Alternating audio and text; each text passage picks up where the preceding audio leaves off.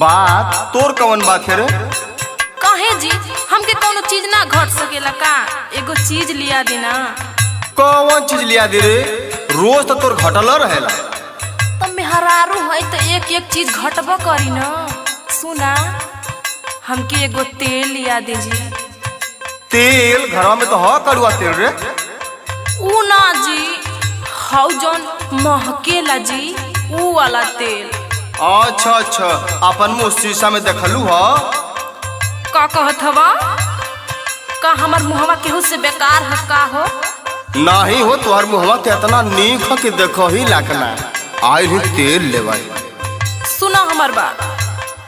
और को दिन से कहनी मल्ला न बतिया मारला बड़ा भौआ।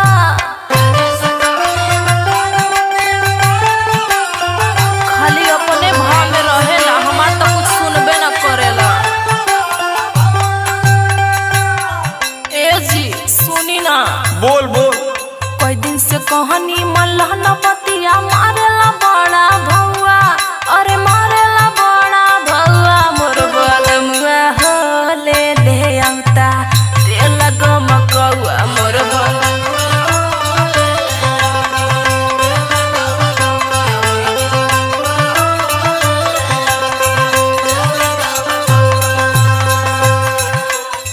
तेल गमकौआ चाहिए तोरा के? तेल गमकौआ लगा लेने से तू आदमी हो जेबू? कौआ नियर त बाड़ू, तेल लगा लेने से का उज्जर हो जेबू? तेल लगा के कौन खेल खेलबी रे? सुन हमार बात। आइले तेल ले। अरे सावर ना गोर बाड़ू ये मोरी धनिया बाड़ू तू ये कदम कौआ।